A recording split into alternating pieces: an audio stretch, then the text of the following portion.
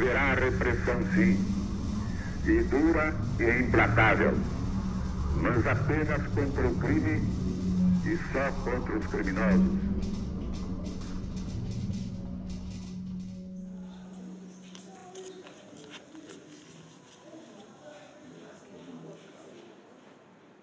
Pode começar a gravar. Há quantos anos nós somos amigas, Flora? 62. 62, quando a gente entrou para a faculdade. Quando você entrou, eu estava lá já. Você já estava, você já era mais velha. Eu era mais velha.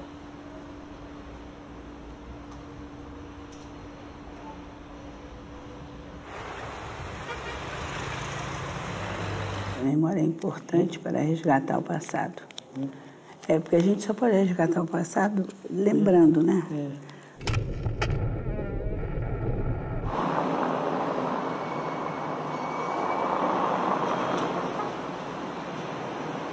Eu sou de família comunista, entendeu? Meu pai era do Partido Comunista, atuou até 64. Meus tios lá em Campo, todo mundo comunista. Caramba, eu era filha de comunista, cara. Quando foi em 64, nós rasgamos tudo, estantes. Meu pai mandou rasgar tudo. A gente procura a Estrada Sargento Miguel Filho. Essa aqui? É, que eu acho que é a maior. As ruas que nós queremos estão à nossa esquerda aqui. Eu sou de Coqueiral, do sul de Minas. Aí eu vim com o Rio, a minha mãe faleceu, eu tinha uma tia que morava aqui, eu vim morar com a minha tia. Eu era militante de um grupo tático armado da ALN, Ação Libertadora Nacional. Me exilei no Chile e voltei para o Brasil já com uma outra perspectiva, querendo fazer psicologia. Se você perguntasse para mim o que você quer ser, eu não queria ser nada, eu só queria derrubar a ditadura.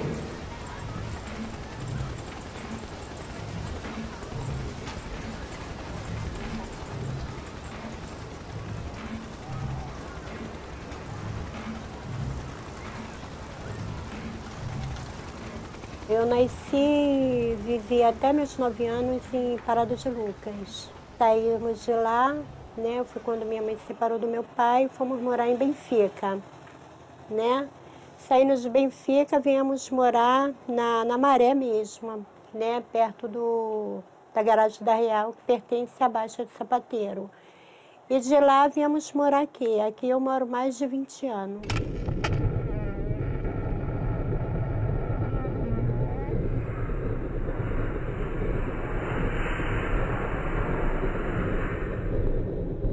A gente primeiro foi lá na administração, não constava nada Nós do tivemos nome que vir aqui algumas vezes, como vezes. nós estamos aqui, sem dizer ao que vínhamos, né?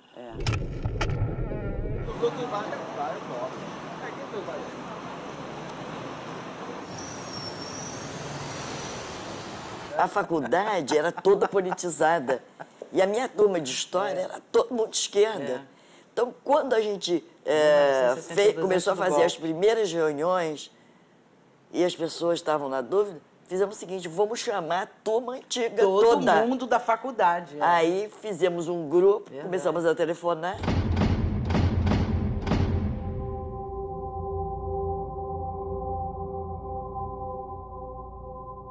Tortura ontem, hoje e nunca mais. Nunca mais. Nosso grupo é tortura nunca mais, né?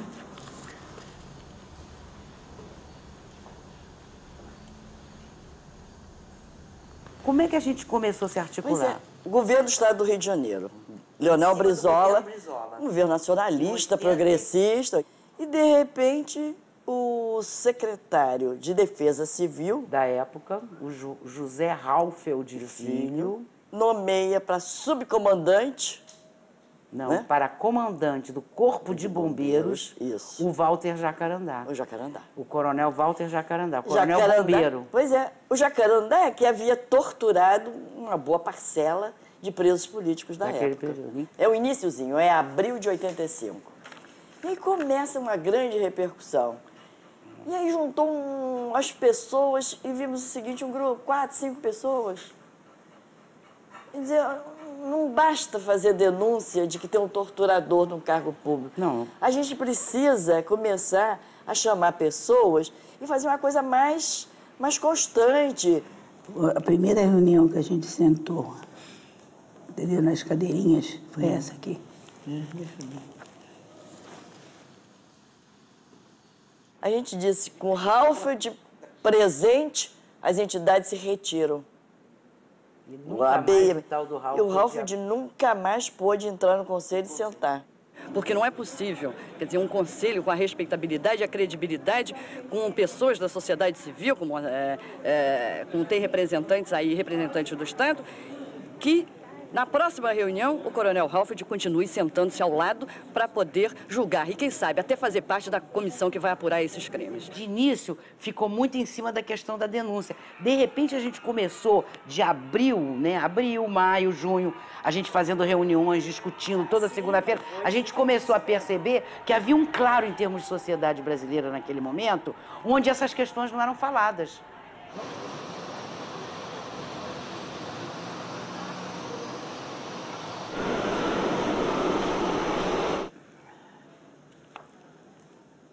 Inauguramos ruas. Lembra que nós inauguramos umas ruas? A gente tinha que preparar o material todo, fazer pesquisa dos mortos e desaparecidos. Levantar a biografia de cada um. Fazíamos contato com as associações de moradores locais. Fazíamos todo um trabalho anterior com os moradores do bairro. Para preparar a inauguração.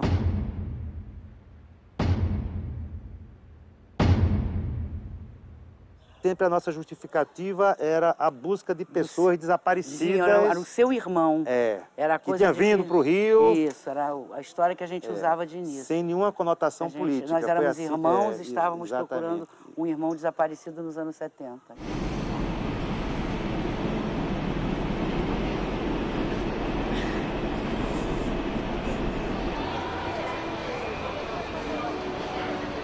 Foi um levantamento de 3 meses, feito por pesquisadores do grupo Tortura Nunca Mais. Eles examinaram os livros oficiais de registros do Instituto Médico Legal, compararam com as informações que já tinham e descobriram com nomes falsos ou identificados como indigentes 13 desaparecidos políticos. Em alguns, havia anotação de subversivo dada pela polícia na época. Os pesquisadores descobriram que os desaparecidos políticos do Rio eram enterrados neste cemitério, um dos maiores da cidade, no subúrbio de Ricardo de Albuquerque. Eles sabiam quem eles estavam enterrando. Eles sabiam que eram militantes políticos. Como é que eram tinha opositores. Porque alguns laudos em alguns dos laudos de encaminhamento no verso estava escrito terrorista, inimigo da pátria. Inimigo da pátria. Então, para derrubar a ditadura, a melhor coisa era ou eu entrar para a Nacional de Filosofia ou eu entrar para o CACO. Aí chegou lá, tinha uma lista de cursos, escolhi lá, biologia. E aí foi aí que você conheceu o Lincoln? Bom, eu acho que o estudante deve participar ativamente da vida política do país. Eu acho que há uma tendência das lideranças serem mais radicais que o resto do movimento estudantil. Isso em virtude, principalmente, da liderança ter uma ligação muito maior com os acontecimentos políticos.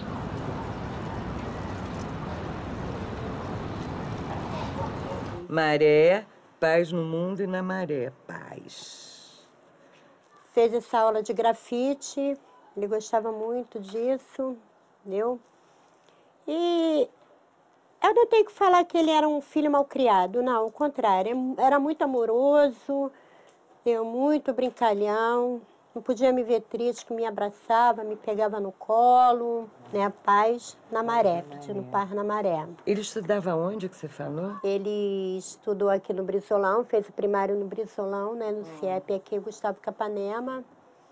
De lá ele foi para Vila do João, Josué de Castro, e depois foi lá para Teotônio Vilela, no Esperança. Quando ele não quis estudar mais, aí arrumou de cobrador de Kombi, pegava às 5 horas da manhã, né, aqui dentro mesmo, e depois fui trabalhar de camelô. O meu filho tinha 19 anos, o Tiago, trabalhava, estudava, porque ele queria fazer engenharia mecânica. Ele falou, mãe, eu quero fazer meu curso técnico porque eu pago a minha faculdade. Porque ele queria fazer, o sonho dele era trabalhar na Petrobras. O meu irmão entrou para a faculdade de medicina e logo foi, vamos dizer assim, conquistado, né? Foi recrutado pelo PCdoB, que tinha um grupo de militantes dentro da universidade. Eles estavam se preparando para sair do Rio de Janeiro e fazer um trabalho de campo, como eles diziam, um trabalho com as populações rurais, né, com os camponeses, um trabalho de conscientização. O ano era 1972. A repressão política no Brasil estava no auge. A região do Rio Araguaia, entre Marabá, no Pará, e Xambioá, no Tocantins, um trecho de 150 quilômetros, foi o lugar escolhido por 69 militantes do Partido Comunista do Brasil para viver na clandestinidade. Eles tinham uma meta: começar pelo campo uma grande revolução contra o regime militar. E enquanto se armavam para a luta, ensinavam aos camponeses a doutrina do comunismo. Se nós soubéssemos ler, nós tínhamos que ensinar nosso vizinho que não sabia. Se nós tínhamos um pedaço de carne e nosso vizinho não tinha, nós tínhamos que partir e dar um pedacinho para ele. Aí eu dizia, e brigar assim, se o exército vier e matar vocês? Aí a Cristina dizia para mim, ó, em cima do nosso sangue a democracia vai renascer. Mas muitos acabaram sendo capturados e mortos pelos soldados das Forças Armadas.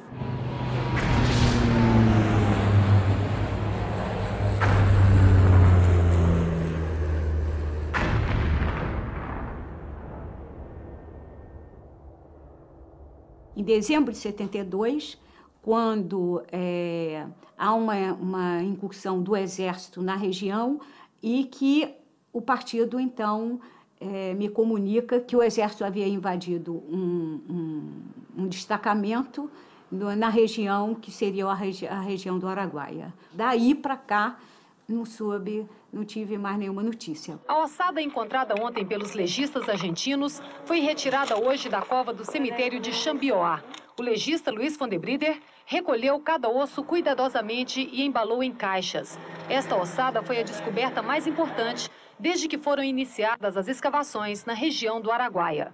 Logo que as imagens da primeira ossada apareceram ontem no Jornal Nacional, uma testemunha que mora aqui em Augustinópolis, no Tocantins, a 200 quilômetros de Xambioá, nos procurou dizendo que sabe de quem são aqueles ossos. A testemunha pode ajudar a identificar o esqueleto e reduzir para 58 o número de militantes políticos que desapareceram durante a guerrilha do Araguaia e até agora não foram encontrados. O comerciante Manuel Ferreira Nascimento diz que a ossada pode ser do guerrilheiro Paulo Roberto Pereira Marques, que na militância do PCdoB usava o nome de Amauri. O comerciante diz que reconheceu nas imagens a calça azul de tergal que Paulo Roberto usava sempre, inclusive no dia em que foi morto. O senhor Manuel diz que estava pegando madeira na mata quando o guerrilheiro foi cercado por 8 soldados do Exército e levou vários tiros. Um deles coincide com uma das fraturas que aparece no crânio do esqueleto. E se tivesse aqui, foi ele mesmo. Porque é a posição que o major tirou nele aqui.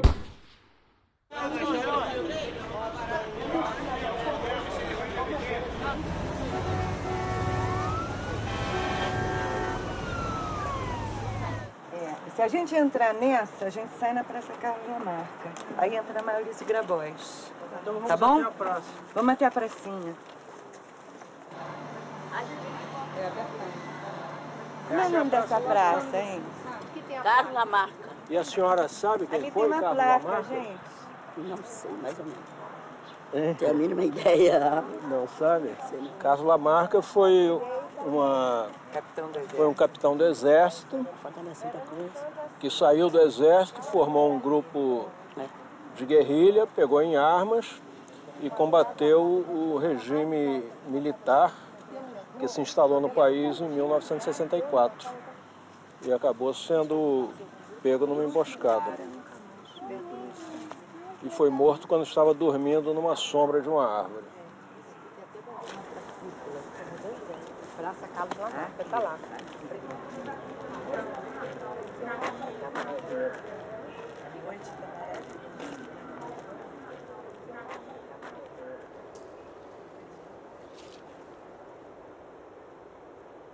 O meu irmão, dá para até identificar o corpo carbonizado foi terrível pelo tipo de rosto, né?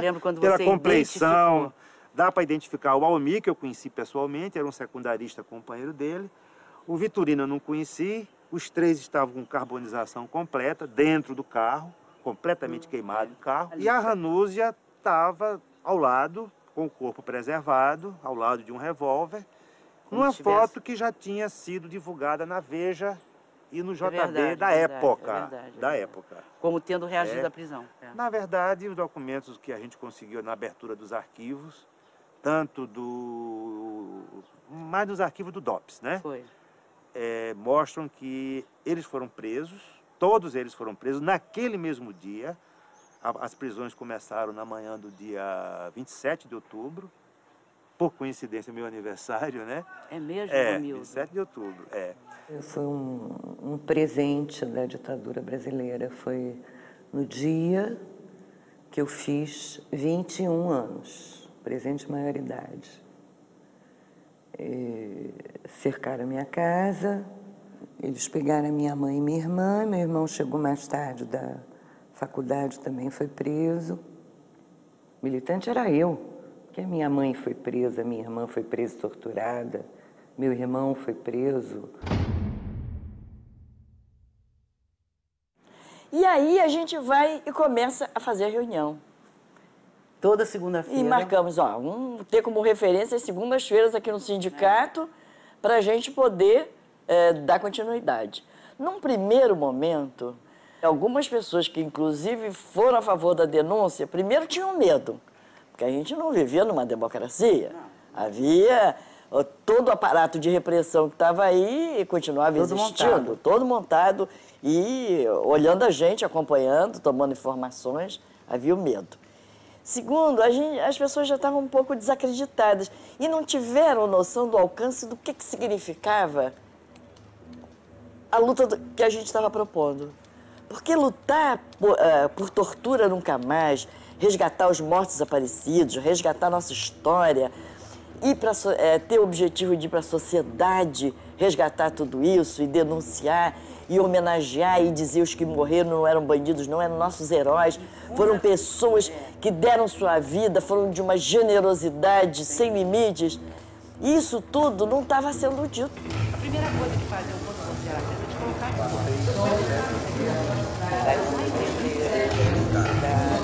foi torturada durante 48 horas na evolução de e alguns ainda têm sequelas de acesso grave. jovens militares até causar hemorragia interna. Você tá vendo? A escola Lincoln Bicalho Rock, aqui a entrada.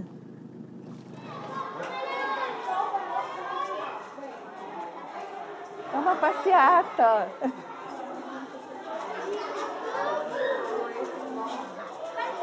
Professora Mara e a turma me entendeu. Bom dia. Olha que fofo.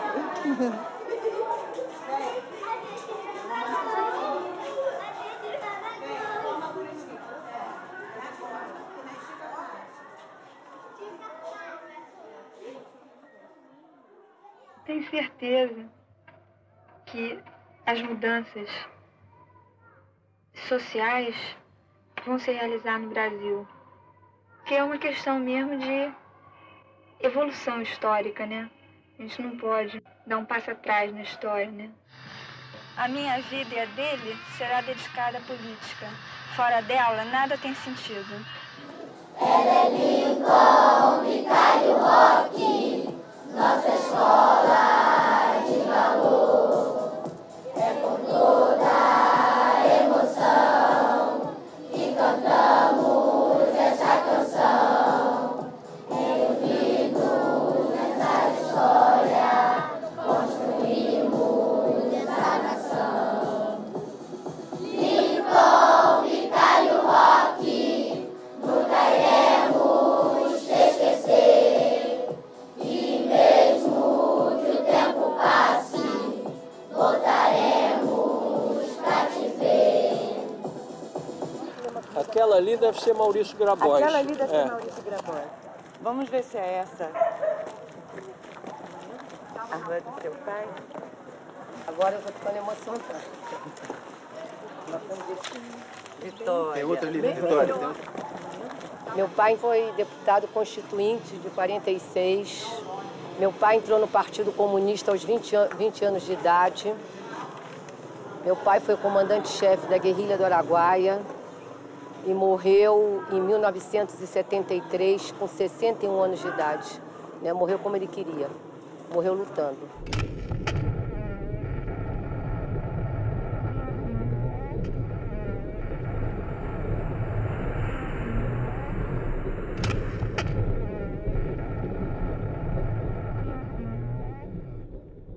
Ele escreveu 2 cartas que eram entregues para mim através de companheiros. Era mais para a mamãe a carta, né?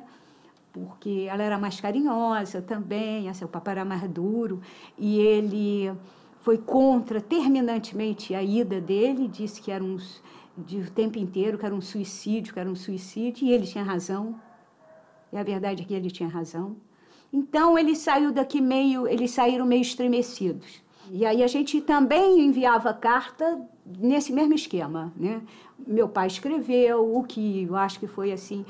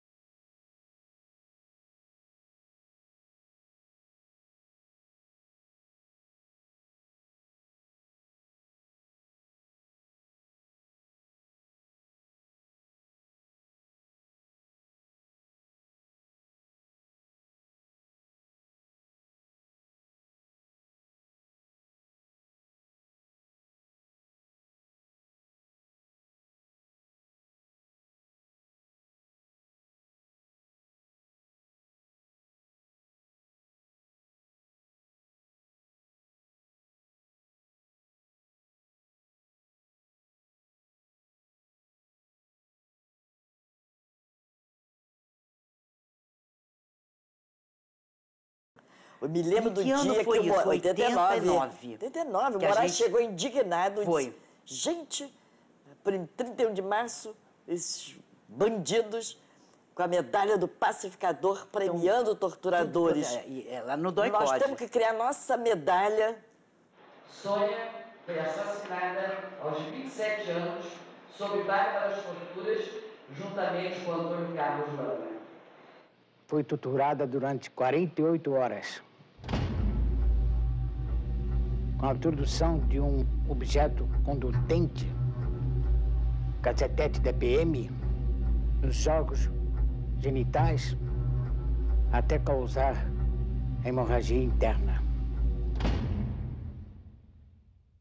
Sônia Maria, nós te amamos. É uma das coisas bonitas a entrega da medalha Chico Mendes, todos os anos. A primeira medalha, quer dizer, eu lembro que foi Dom Paulo Evaristo Arnes, foi o primeiro a ser, um dos primeiros a serem homenageados, Apolônio de Carvalho, que era...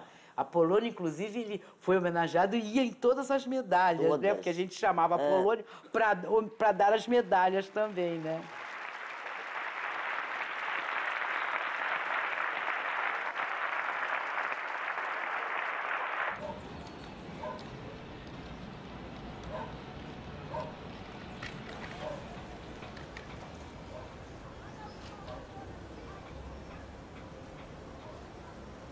Ele saiu dizendo que ia na casa de um colega buscar um caderno. Ele estava de bicicleta? De bicicleta. E o que aconteceu? Eles mandaram o meu filho parar, meu filho parou, saiu da bicicleta, levantou a camisa, botou a mão para cima. Meu filho e os outros policiais dando tiro para cima para simular que era um tiroteio. E essa hora da manhã os traficantes estão dormindo, ninguém está acordado na rua. Que horas eram? 9h30 para 10 horas da manhã. Essa hora não é hora de traficante. Não é hora. Então, meu filho foi caminhando até perto deles e eles levaram meu filho para trás de um trailerzinho que vocês vão ver lá e deram 2 tiros a queima-roupa no meu filho, de fuzil 762.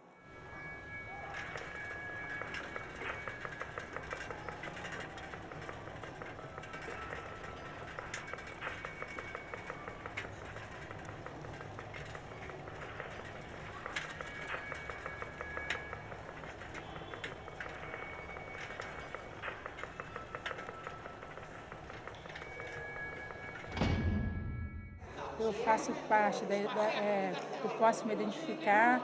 É um movimento que surgiu no Morro do Borel em 2003, onde 4 jovens foram executados por policiais e tratados de bandidos. Eles apresentaram armas e drogas, disseram que eram traficantes, que morreu num confronto auto de resistência. O meu filho não morreu na hora. Ele pediu para não morrer, que ele era trabalhador, que tinha uma filha. Aí, quando uma pessoa que foi testemunha ouviu, abriu a porta, ele botou o fuzil em cima dela e falou, se você não entrar agora, você vai morrer também. Então, ela escutou meu filho gritando, eu sou trabalhador, eu tenho uma filha, policial com fuzil em cima dele, que ele só estava baleado nas pernas. Você vai morrer porque você é bandido. E nisso deu mais tiros e não ouviu mais os gemidos dele. O meu filho tinha marca de bala tatuada, que é a bala que é o tiro que eles dão com a arma encostada. Ele morreu levou 5 tiros, todos levaram tiro nas costas e na cabeça. Mesmo assim, eles disseram que foi auto de resistência. Foi preso aqui no Rio de Janeiro, lógico que ele caiu aqui no Rio de Janeiro, morava num bairro chamado Abolição, que é perto de Engenho de Dentro, e em meia hora ele tinha um ponto, que ele chamava um ponto. Esse ponto ele ia encontrar com algum companheiro. Ele olhou para o relógio assim, meia hora eu tenho que estar, saiu. Nunca mais voltou. Qual era o partido que você tinha ligações? Partido Comunista. O partidão. Partidão. Você me fez rir agora. Tô gelada, mas ó. Quando o Lincoln era vivo, ele gostava muito de você, ele... Não sei se você gostava também muito dele. Quando eu entrei na faculdade, com 17 anos, ele era uma liderança. Sabe o que é isso, né? Uma pessoa que se destacava, assim, sabe? Pelas suas ideias, pelos seus ideais. Então eu fiquei muito fascinada, né, por aquela pessoa, né? E então depois eu consegui namorar o Lincoln. E aí a gente casou em 67, evidentemente fomos muito apaixonados. Tivemos a Tatiana. Se você estivesse no lugar de seu pai naquela época, você faria tudo o que ele fez? Eu acho que eu faria a luta, né? O que ele queria, que tivesse mais direito para todo mundo, eu acho que eu faria, mas eu não queria ter morrido que nem ele, não. Já começa a 76. Não, não achamos também. Tá, então vamos fazer o seguinte, vamos no computador e aí a gente vai ver o que é que tem na Arquivo Nacional em Brasília. Porque eu acho que é uma possibilidade de sua pesquisa. Serviço Nacional de Informações, Comissão Geral de Investigações e Conselho de Segurança Nacional. A senhora tem que aguardar a resposta. Tudo bem. Tá bom? Tá bom. Então tá certo. Não achamos nada, pelo menos não nesse momento. Tinha uma ordem de serviço para isso, para levar fulano para tal lugar. Isso tem. Onde é que está isso? Em algum lugar está. Não venha me dizer que não tem, porque eu não acredito. Em algum lugar isso está. Isso não está, é amostra. E por que não está amostra? Porque eles não querem mostrar. Porque eles não querem, porque se faz isso, se eles liberam essa informação, estão lá os nomes dos torturadores. A Flora nunca foi presa, né, Flora? Eu não, eu sempre escapei. Flora ficou na clandestinidade braba. Flora com 2 crianças pequenas, né, Flora? Ficou numa brabeira de uma clandestinidade. E até 72. Eu Alcir saí do foi país. preso 2 vezes, Você né? foi preso 2 vezes e eu escapei as 2. Os caras atrás de você, eles eram loucos muito atrás de incompetentes. Muito incompetentes. Eles foram muito incompetentes. Que bom que a gente ainda consegue Na segunda, rir, né? tem que rir. Então, a gente saiu, aí fomos para o sul, e pegamos um avião e fomos para o Uruguai. Atravessamos de avião. Foi a coisa mais louca. Porque aí a gente montou o esquema, eu e ele.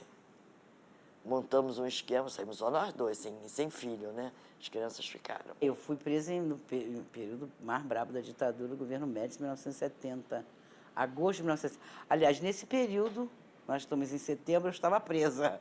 Fui presa em 24 de agosto, fui solto, fui liberada, porque eles não conseguiam comprovar nada contra a gente.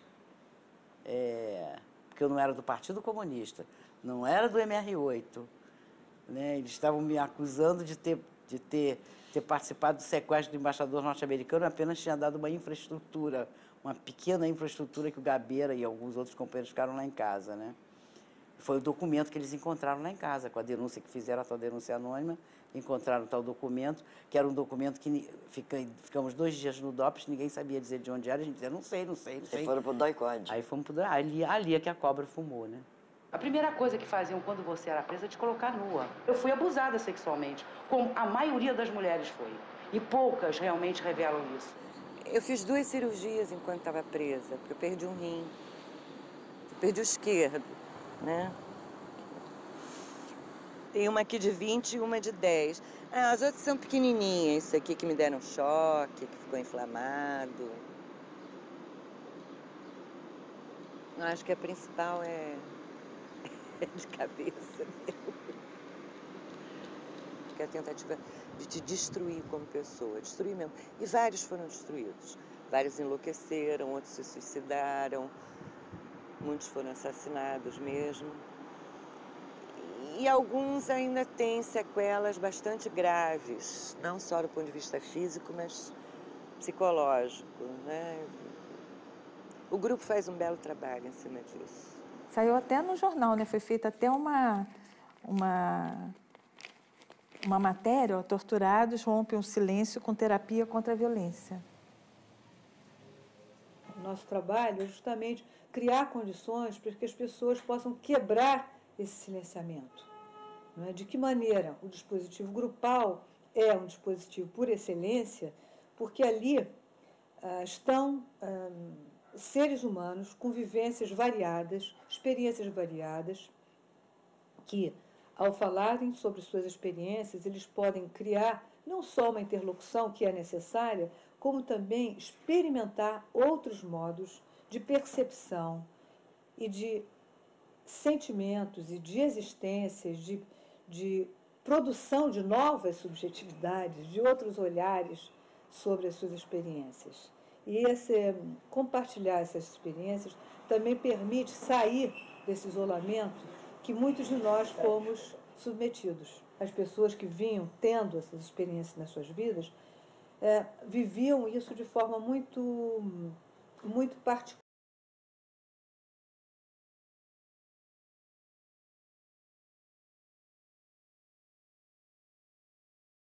Porque são experiências altamente dolorosas, né? Experiências de tortura, de sofrimento, da perda de uma pessoa muito próxima, da violência institucionalizada que a gente viveu na época da ditadura, mas também porque isso ficou no baú do esquecimento, porque havia efetivamente um movimento no sentido de silenciar essas experiências. E hoje em dia eu falo tranquilamente de todos esses acontecimentos, né? Esse período, e inclusive isso tem um valor para mim assim político, sabe, de denunciar, vamos dizer assim, de fazer a ponte com o presente. Eu tive lesão coronariana, hipertiroidismo, arritmia, meu sangue coagulou, aí não estava quase que eu tive trombose, amputa as 2 pernas, aí depressão, sabe? Vai desencadeando tudo. Tudo isso depois que aconteceu esse acidente com meu filho. Então a família fica destruída, fica desestruturada. E meu marido agora bebe muito, porque é uma saída que ele tem. Quando a gente tem um filho, eu acho que não tem coisa que se compare a um filho, né? Quando você tem um filho, agora quando você perde, é um pedaço. Então você é amputada, você fica amputada. Então alguma coisa você tem que fazer para compensar. E eu acho que essa luta é que compensa. Porque a gente tem que transformar a dor em luta. A minha luta agora é essa, ajudar os jovens, ajudar a minha comunidade. Eu já tenho vontade de sair de lá, porque eu tenho que passar, às vezes eu tenho que passar onde meu filho foi executado, onde ele caiu. Aí é muito triste, sabe? Mas eu quero ficar lá, porque eu quero ajudar eles. Eu quero uma vida melhor para eles. E mesmo que eu não veja, mas os meus netos, alguém vai ver, que vai melhorar. E como é que você chegou lá ao grupo? Como é que você conheceu o grupo Tortura Nunca Mais? Eu fui procurar psicóloga, né? Aqui na Vila do João. Cheguei lá, fui muito bem recebida, que eu estava péssima. Conhecida na Vitória, né? A Tatiane, né? Que foi minha psicóloga. Trabalho clínico, doutor Marcos, é um pai para mim. Tem toda a paciência comigo quando eu chego lá chorando, né? Que eu chego chorando no consultório dele, reclamando, chorando, né? E ele me dando todo o apoio. Tem todo o apoio. Quando eu não vou, ele fica preocupado, sabe? Procura, liga.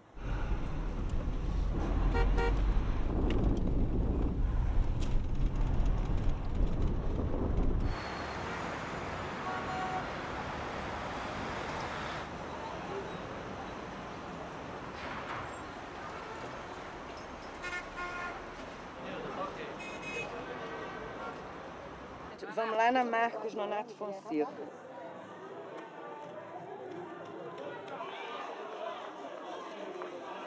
Ela é mãe do Marcos, foi um grande brasileiro, um menino jovem. Ela é a mãe dele, tá? Você sabe quem ele foi? Vamos chegar perto dele. Vem, galera. Fala, galera.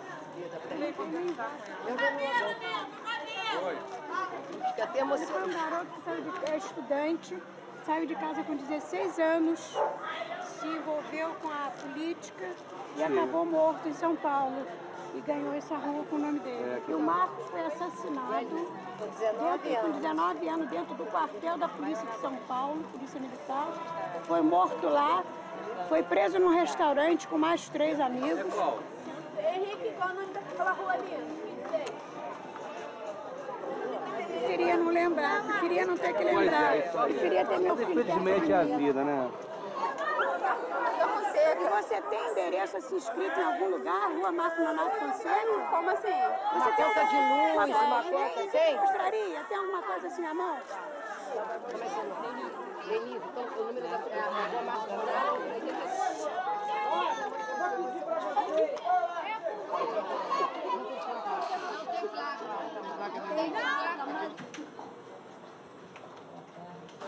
Às vezes fazer uma pesquisa, meu marido, Itaí José Veloso.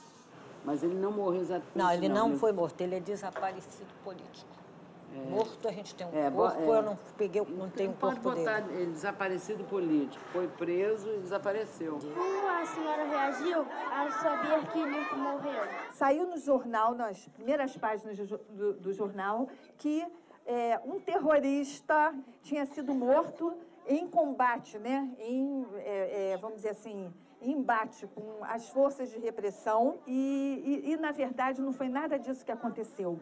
Entende? Na verdade, ele foi morto no doicode e depois foi levado para ao lado do pavilhão de São Cristóvão, ali em São Cristóvão, e eles botavam o cadáver da pessoa com tiros, né? Existem essas fotos dele morto e diziam que foi em embate com a polícia. Não foi, foi em tortura, porque não poderiam admitir que ele tinha sido torturado, que isso é ilegal. Ninguém pode pegar uma pessoa, levar para um órgão oficial, um órgão do Estado, um órgão do município ou federal e matar.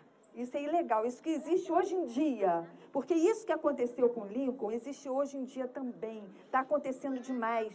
As pessoas são pegas, são levadas para as prisões, são torturadas. As prisões se assemelham a isso aqui, ó, porque também são fábricas de tortura.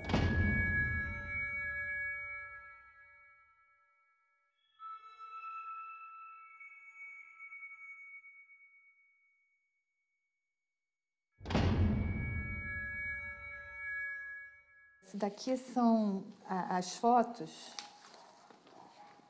quer dizer, não são as fotos, né? São xerox do corpo, né? No pavilhão de São Cristóvão. As fotos, olha. O rosto.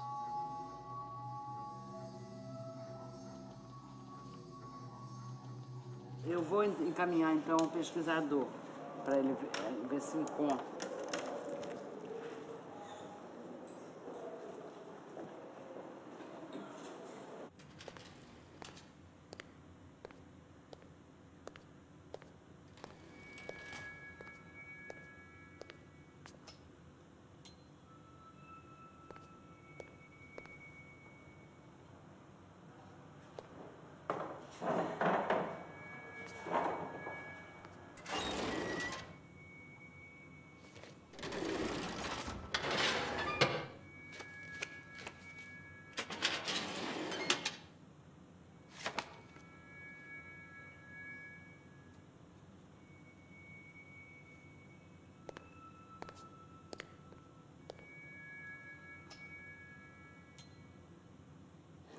Ai, meu Deus, dá um pouco de força na minha trabalho.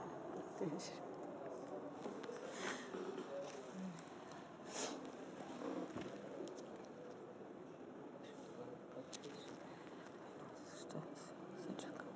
Senhor, em nome do nosso Rei, seja feita a vossa vontade.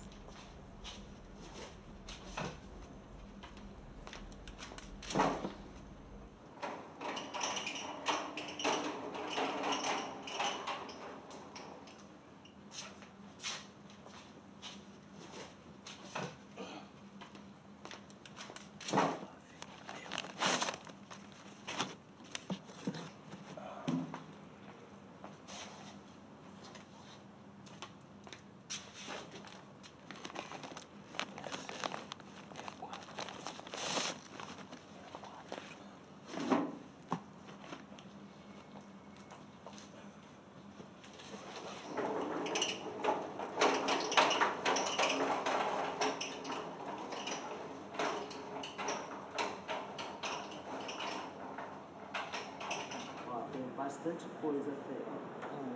Vou levar. Tá.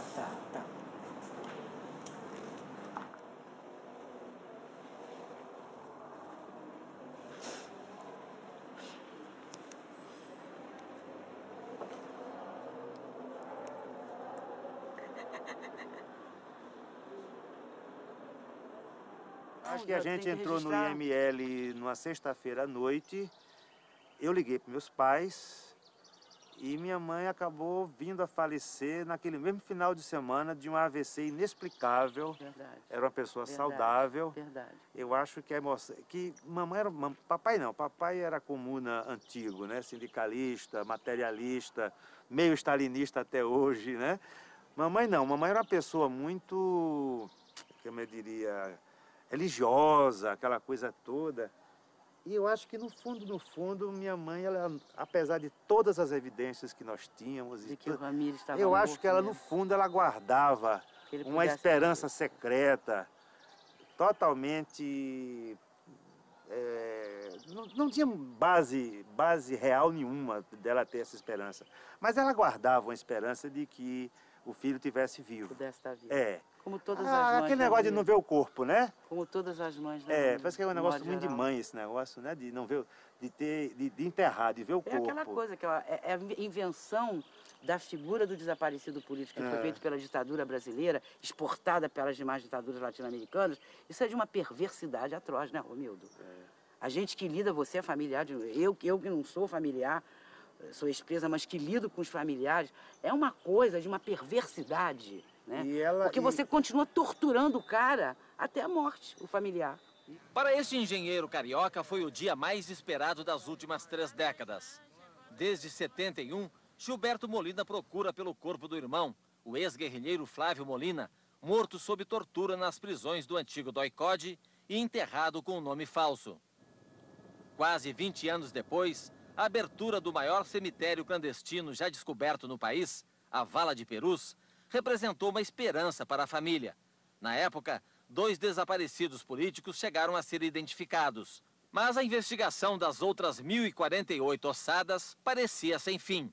A família já havia tentado a identificação de Molina nos laboratórios da Unicamp, da Universidade Federal de Minas Gerais e também em 3 países, na Inglaterra, na Colômbia e na Argentina. Somente 15 anos depois da abertura da Vala de Perus, as provas científicas levantadas pelo Ministério Público Federal aqui de São Paulo puseram um fim à longa espera. Agora, o engenheiro Gilberto Molina pode finalmente chorar a morte do irmão. Acabou com uma agonia da família que já dura mais de 30 anos. Desde aquela época até hoje, a tortura que matou meu irmão se prolongou na família até hoje. Sua mãe, como é que está sua mãe? Tá muito fraca. Ela, esses anos todos, a saúde dela foi enfraquecendo. Essa série essa perspectiva de identifica, não identifica. Ela foi ficando fraca cada vez mais, ficou cega. E depois do enterro do Flávio, como é que ela reagiu? Ela melhorou? Ela se sentiu bastante aliviada, sabe?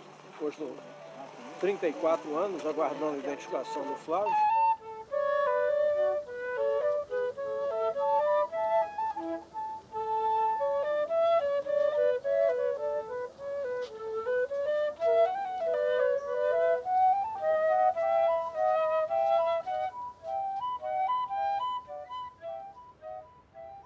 Rotulava como terrorista, hoje em dia rotula como traficantes. Né? A quantidade de jovens entre 18 e 25 anos que são mortos, né? Uma quantidade enorme, né? É um genocídio. Né? Só muda o local, mas os personagens são os mesmos, jovens, pobres e negros. Porque nas comunidades parece que a vida de um morador da comunidade não vale nada. Então a mídia só aparece para contar os mortos. Só aparece isso, quantos morreram. É traficante morto pela polícia. Para a gente é muito importante porque ninguém ouve a voz da gente, sabe? Ninguém ouve. Então, o Tortura Nunca Mais está junto com a gente desde o início. Você se vê como um não humano, como uma pessoa diferente. E para o não humano vale tudo. Né? Para o dito perigoso, né? Para o dito diferente e perigoso, que está colocando em risco a segurança do regime ou a segurança da sociedade, né? Muitos não quis testemunhar com medo. E eles são aqui do batalhão? Do lá da Maré, da Nova Holanda. 22. Da 22ª. E eu vou, e pelo meu filho eu vou, pelos meus filhos. Se eu sempre briguei, sempre lutei por eles vivos, por que depois que ele morre eu vou deixar de lado? Não, eu quero justiça. Eu quero justiça, porque senão isso não vai se acabar. A operação foi com 16 policiais. Só 5 foram indiciados. 2 já foram absolvidos, tem 3 que estão presos, desde dezembro de 2003. O policial que foi indiciado e que foi solto, ele olha para mim com um fuzil assim, como quem diz, eu estou aqui, eu voltei. E a gente sabe que ele participou, mas não tem como provar. Então agora a gente está pedindo a reparação, porque que o Estado mostre a sua reprovação, a reprovação total dele contra os atos dos seus agentes.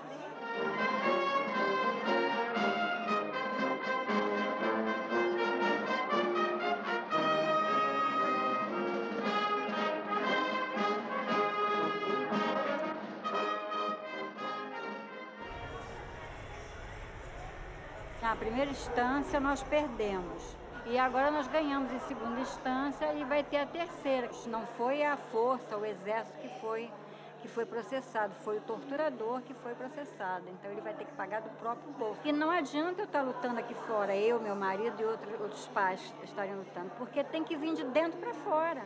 Tem que vir deles lá. Eles têm que começar a punir. Quando houve o julgamento, que o oficial que foi absolvido aqui no Rio, ele foi absolvido porque o advogado dele falou o seguinte, ele não fez mais do que ensinaram a ele que ele teria que ser. Por isso ele foi absolvido.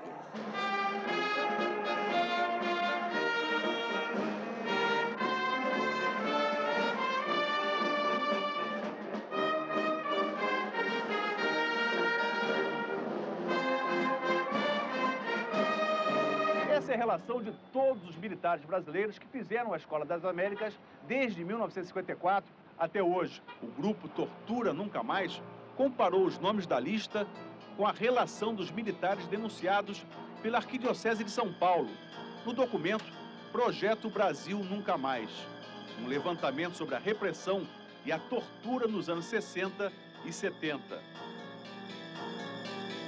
O grupo encontrou 19 militares brasileiros que aparecem nas duas listas. 2 instrutores e 17 alunos que participaram desses cursos em diferentes anos, nos anos 50 e 60, né? E que participaram efetivamente de torturas. O brigadeiro Bournier fez o curso da Escola das Américas em 1967. Ele fez o curso de contra-espionagem e também está na lista como acusado pela tortura e morte do desaparecido político Stuart Angel, filho da estilista Zuzu Angel. Alô, Brigadeiro Bournier? Brigadeiro, é o André Luiz Azevedo. Nós estamos fazendo uma reportagem sobre a Escola das Américas e queremos confirmar se o senhor participou como estudante na Escola das Américas. Não participei. Mas consta o senhor João Paulo Moreira Bournier, não é o senhor? Sou. Mas, quer dizer, aqui consta como o senhor, como coronel, tendo participado da Escola das Américas. Eu não participei, eu era aqui da Aeronáutica do Panamá. Porque está havendo uma grande polêmica nesse momento sobre se a Escola das Américas... A mim não me interessa. Ok? Não, mas a denúncia é que a Escola das Américas teria servido para práticas de ensino de tortura.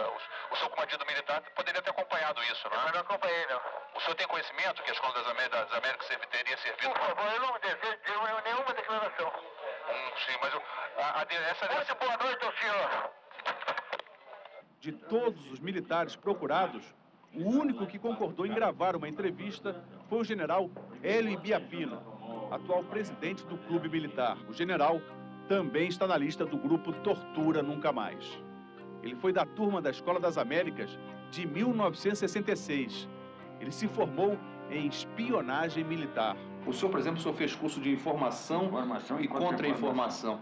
Em que consiste esse curso, basicamente? É isso, só das regras, de aplicação das regras estabelecidas naquela época, para se colher as informações, para tratar com prisioneiros de guerra, coisas assim. O senhor, observando toda a escola, uma das acusações que estão fazendo nos Estados Unidos agora, inclusive de ex-professores, é que a escola era, de fato, um centro para ensinar tortura, um centro para ensinar torturadores da América Latina.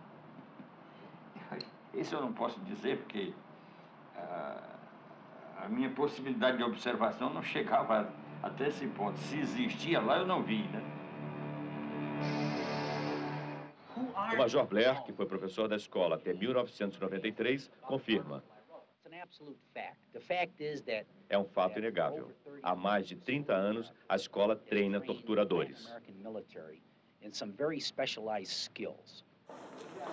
o seguinte, desse prontuário aqui que ele pegou, ainda tem mais 18 prontuários só do seu esposo. Não sei se isso ajuda no meu coisa do Estado. Aqui também não é, porque aqui tudo não é, aqui não é. Já vi até ali, Antônio não é também, essa folha também não é. Como é que ela vai saber qual é a página que tá? Porque tá meio... Tá muito enrolado. Você pode ter essa documentação, de repente, pedir algum ressarcimento do Estado, porque está previsto. Não, eu sei, inclusive, eu estou com a entrada. Você já deu entrada, né? Deu entrada, só que tem que eles me deram, sabe por quê? Indeferido, porque eu não tinha comprovante de nada, que é onde meu marido foi preso, não sei o quê, mas aqui tem alguma coisa. Tudo bem? Depois de volta, mais precisava. Mas foi um dos mais importantes, que até então eu não tinha. Eles disseram que meu marido tinha sido preso no DOPS. O documento é fundamental, onde cita que ele foi preso. Foi preso. Né? E aí é um documento importantíssimo para provar a questão da... A listagem dos companheiros também sendo, e ele está dentro dessa listagem que ele foi preso. Então a gente pega essa documentação, junta no requerimento para a gente dar entrada agora na comissão.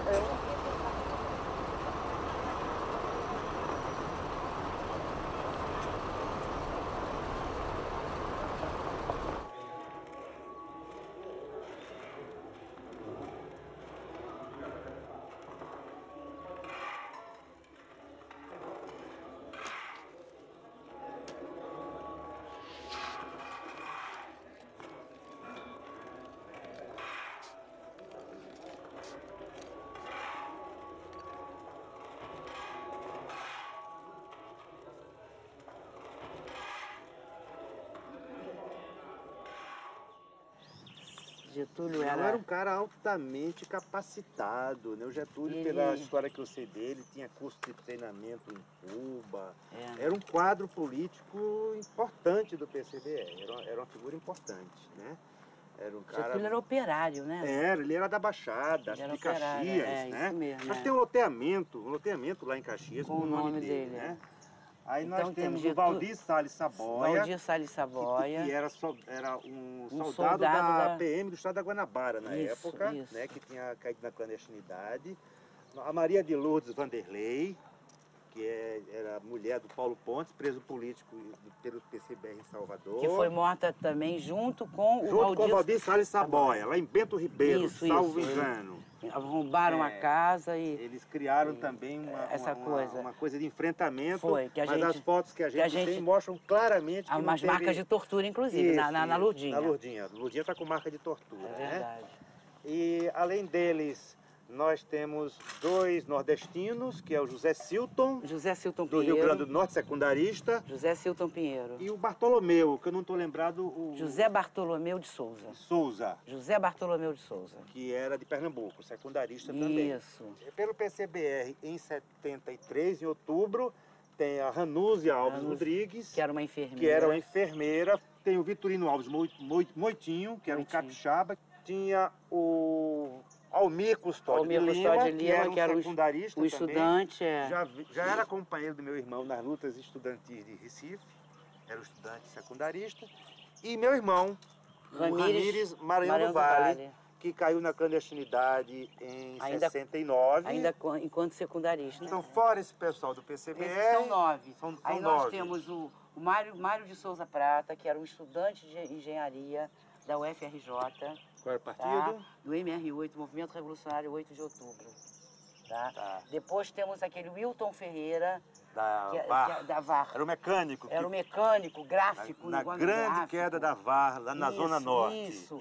Da Vanguarda Armada Revolucionária Palmares, né? Zé Gomes Teixeira, da VPR. Vanguarda Popular Revolucionária, né? Isso. Quem é que falta? Faltam... 2. Dois. Que a gente não está conseguindo identificar. Guilhardini, não. Luiz Guilhardini, PCdoB. do PCdoB, liderança do PCdoB.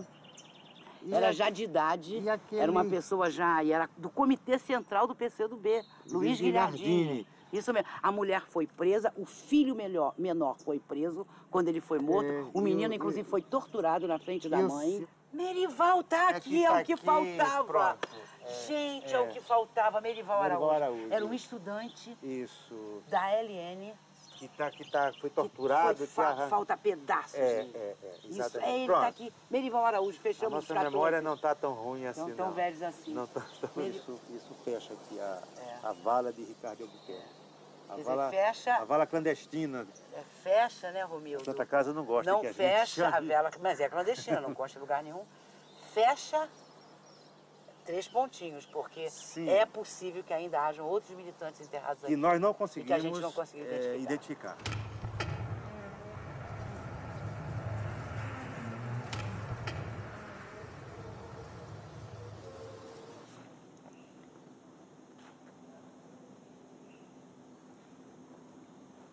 Agora, eu queria saber quando é que a gente vai buscar aquelas pessoas que estão enterradas naquele cemitério lá no subúrbio.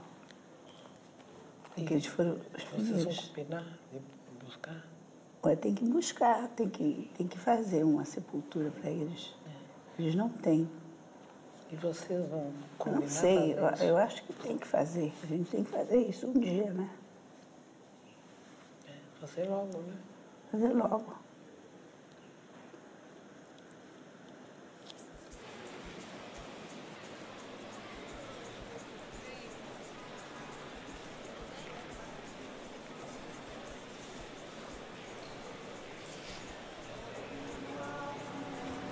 Tá o pessoal todo aqui morto nessa época. Aí tem muita gente morta. E quando eles me deram esse papel, que a Ana ficou empatucada, eu não dormi. Mesmo com não dormi. Porque, imagina, né? A gente, olha a gelada que eu fico. Porque é anos e anos você dizendo que seu marido foi preso, seu marido foi isso, foi torturado, foi morto.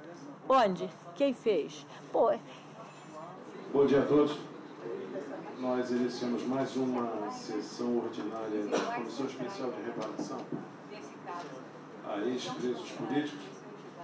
Itaí José Veloso, em votação, processo E3272-2004, que é um recurso. Esse processo já havia sido julgado e, por falta de provas, havia sido indeferido. Houve recurso. O recurso também não trazia nenhuma novidade em termos de prova. E eu pedi, então, que incluísse, no dia 8 de agosto, eu pedi que incluísse, mantive o meu voto, e pedi que incluísse pauta para julgar esse recurso. Nesse interregno, no dia 16 de agosto, a viúva, é um processo que tem por interessado uma viúva, Ivanilda Veloso, do senhor Itaí José Veloso. Ela apresentou a prova, então, devidamente autenticada pelo arquivo público, da prisão do interessado.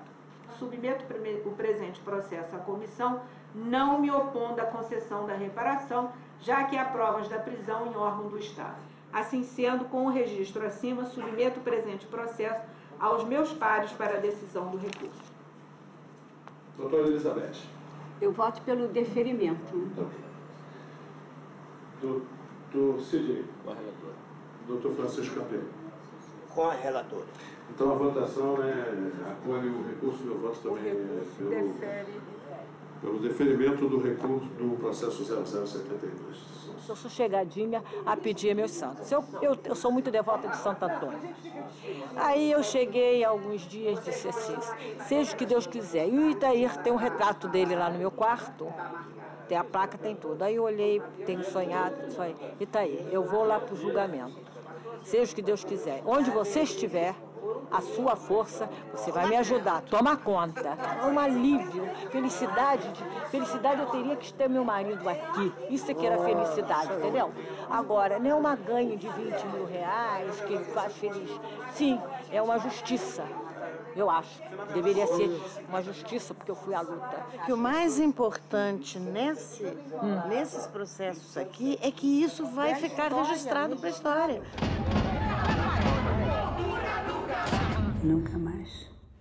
Nesse momento tem alguém sendo torturado em alguma delegacia policial, em algum presídio. Sem dúvida. Algum jovem dito infrator em algum desses estabelecimentos de reeducação, como eles dizem, né? Eu acho que essa experiência da gente, com relação à questão da tortura, da ditadura, eu acho que dá uma cancha muito grande para a questão dos direitos humanos hoje, né, Flora? Sem dúvida. A voz de Flora acabou. Acabou mesmo. Acabou mesmo. E eu acho que a conversa acabou também. Vamos encerrar, eu acho que está bacana. Né? Eu acho que ficou, acho que falamos sobre tudo, entendeu? Bem editado, vai dar.